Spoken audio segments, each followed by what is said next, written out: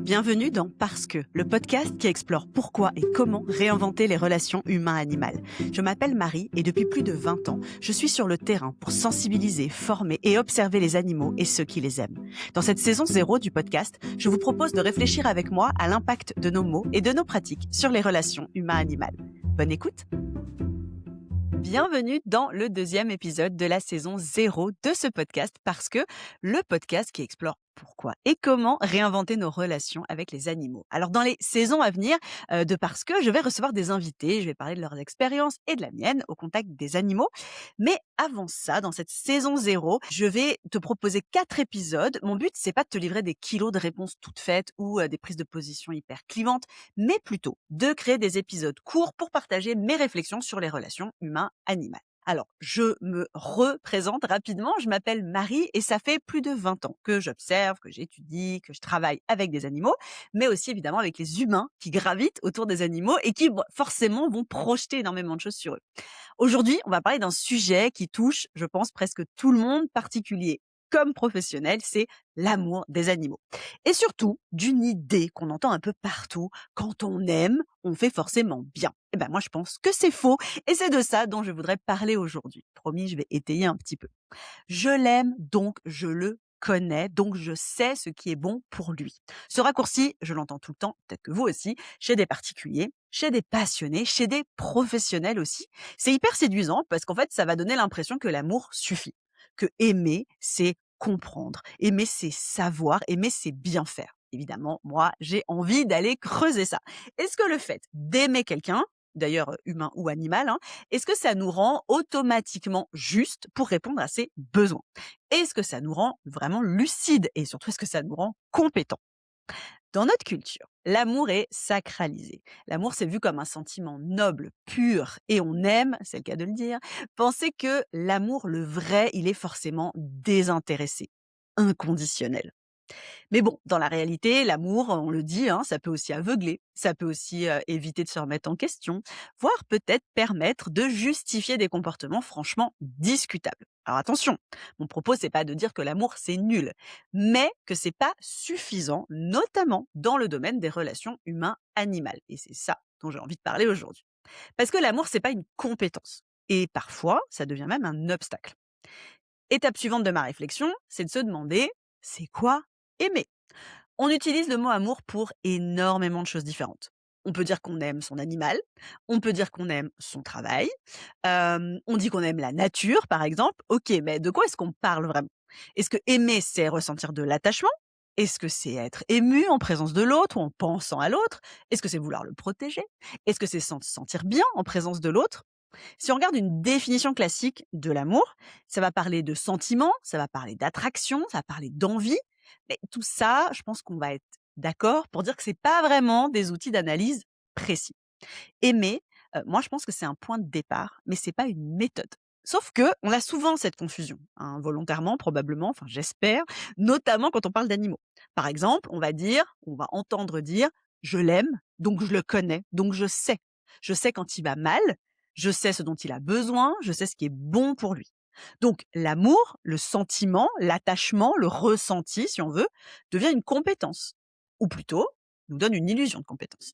Parce qu'on aime et que celui en face de nous, celui à qui on essaie de parler de notre amour, a priori n'aime pas l'animal comme nous, eh ben on se pense détenteur d'un savoir. Notre attachement devient une expertise, une espèce de garantie, on va dire. Évidemment, vous sentez que présenté comme ça va pas tenir, forcément. Je suis sûre que vous savez où je veux aller. Et ça tient ni chez les humains, ni chez les animaux. Tu peux aimer très fort quelqu'un et pourtant mal le comprendre. Voire, tu peux aimer très fort quelqu'un et pourtant lui faire du mal, sans t'en rendre compte. Donc, si l'amour ne suffit pas, qu'est-ce qui manque? Bah, en fait, pas mal de choses, vous vous en doutez. Il manque déjà le discernement, il va manquer les connaissances, il va manquer la capacité à se remettre en question. C'est là que ça devient super intéressant, parce qu'on observe que ces manques, ils sont présents autant chez les particuliers, qui ont des animaux, par exemple, ou chez les professionnels, qui évoluent pourtant dans le domaine animalier. Alors, on va commencer par parler des particuliers. Quand on parle de l'amour pour les animaux, on pense souvent aux passionnés, aux familles, à des gens qui ont des animaux chez eux ou qui rêvent d'en avoir, ou encore à des gens qui vous parlent d'un lien affectif qu'ils ont pu avoir avec un animal à un moment donné de leur vie. Bref, Parmi toutes ces personnes dont vous faites sûrement partie ou dont vous avez fait partie à un moment donné dans votre vie, beaucoup pensent vraiment sincèrement hein, que parce qu'elles aiment leur animal, elles savent ce qui est bon pour lui. Vous avez forcément entendu par exemple, vous vous inquiétez pour un animal, par exemple, la personne en face vous dire non mais je le connais, je vois bien quand il va mal, il est heureux avec moi, bref, je sais, puisque je l'aime, j'ai forcément la connaissance, la perception de ce qui lui convient. Alors moi, évidemment, je doute absolument pas de leur sincérité, hein. Je suis pas en train de remettre en question leur bonne volonté, leur amour, leur bonne foi, et cetera.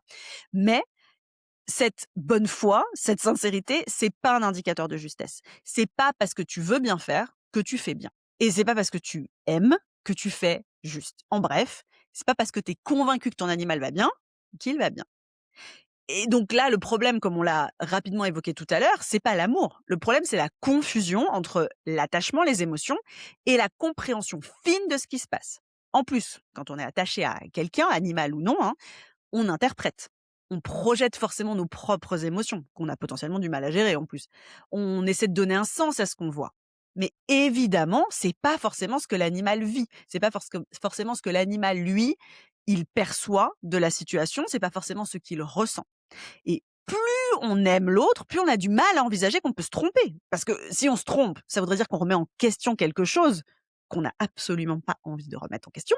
C'est notre lien, notre attachement, notre amour, quoi. Or, quand on étudie vraiment le comportement animal, on se rend compte que beaucoup d'indicateurs sont très éloignés des nôtres. Beaucoup d'espèces, par exemple, vont cacher leur mal-être.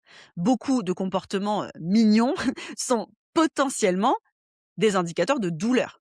Alors, parmi, tous les exemples que je pourrais citer, mais j'ai promis de faire des épisodes courts, donc je ne le ferai pas, on pourrait parler, je vais vous en citer un, du ronronnement, par exemple, chez le chat.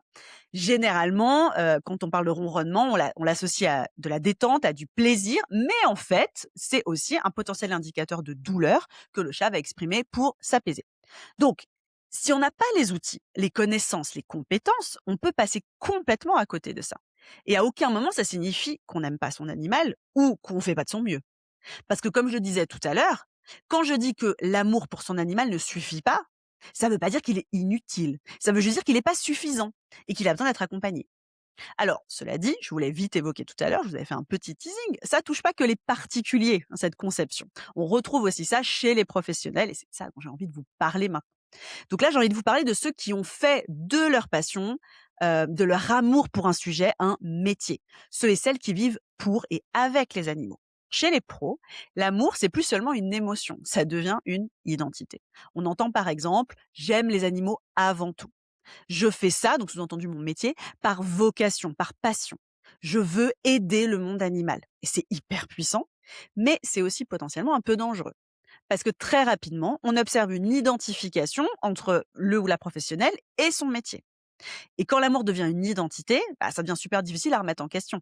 C'est difficile de dire je suis fatigué, je suis mal payé, je suis exploité, parce que comme dans beaucoup de métiers passion, et notamment dans ce qu'on appelle les métiers du care, il y a cette idée implicite que on fait pas ça pour l'argent, évidemment, et que d'ailleurs, même si tu gagnes de l'argent, c'est que tu dois pas vraiment aimer les animaux. L'amour, la passion, ça devient une espèce de preuve morale.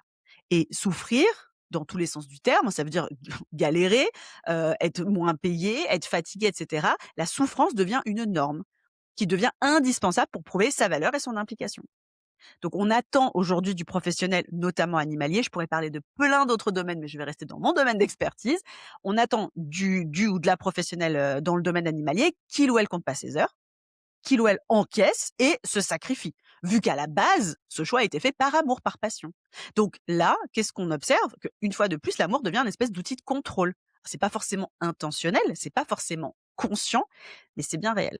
Et ce processus, il a produit des générations de professionnels animaliers qui sont fatigués, sous-payés, isolés, qui culpabilisent quand ils veulent plus, par exemple plus de temps, plus de repos, plus de sous, comme si vouloir finalement une reconnaissance, une stabilité ou un confort, bah, c'était trahir leur amour, notamment leur amour des animaux. Or, aimer les animaux, ça devrait jamais te coûter ta santé, ni ton équilibre, ni ta dignité. L'amour ne devrait pas, ne doit pas être une monnaie d'échange et encore moins une monnaie d'évaluation de ta valeur. On en arrive à la conclusion de cet épisode. Vous l'aurez compris, quand je dis aimer les animaux, ça ne suffit pas. Je ne veux absolument pas dire que l'amour est inutile. Je veux juste dire qu'il est incomplet. Aimer, se passionner, C'est trop bien, c'est ce qui nous met en mouvement, c'est ce qui nous donne envie de protéger, c'est ce qui nous donne envie de comprendre, c'est ce qui nous donne envie d'agir. Donc c'est à la base de toutes les plus grandes choses qu'on peut imaginer, notamment dans, l'impact qu'on peut avoir dans les relations humain-animal. Mais c'est pas ce qui nous rend juste, c'est pas ce qui nous rend compétents. Donc si vous aimez vraiment fort les animaux, retenez ce petit point. Vous avez besoin, quel que soit votre niveau et vos connaissances, que vous soyez particulier ou professionnel, de gagner en compétences ou bien d'accepter les compétences des autres. On évolue avec des espèces qui sont différentes de la nôtre, par définition, qui ont des besoins, des envies, des personnalités, des fonctionnements totalement différents des nôtres, dont je pourrais parler littéralement pendant des jours, mais je ne vais pas vous faire ça maintenant. Je l'ai dit, j'ai promis des petits épisodes, je me lâcherai dans les saisons suivantes, et on a beau les aimer de tout notre cœur, ça suffit pas à faire juste. Donc peut-être que l'urgence aujourd'hui, dans les relations humain-animal, c'est peut-être d'injecter un peu d'humilité et de remise en question dans nos relations avec les animaux. Parce que finalement, vouloir le bien de quelqu'un, ça garantit pas qu'on réussit à le faire. Et pour moi, aimer vraiment, c'est accepter de pas savoir, c'est accepter de comprendre, c'est accepter d'être corrigé. C'est pas toujours confortable, mais ça permet d'avancer et de prendre soin de l'autre.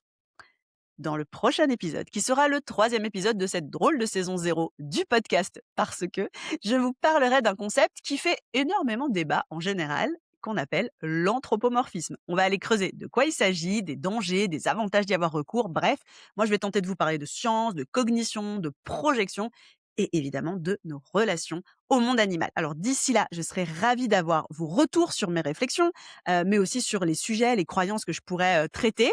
N'hésitez pas à laisser des commentaires, à laisser des notes sur vos plateformes d'écoute pour que ça me motive encore plus à aller plus loin et à traiter encore plus de sujets pour vous pendant tous les mois à venir. Je vous dis à la semaine prochaine.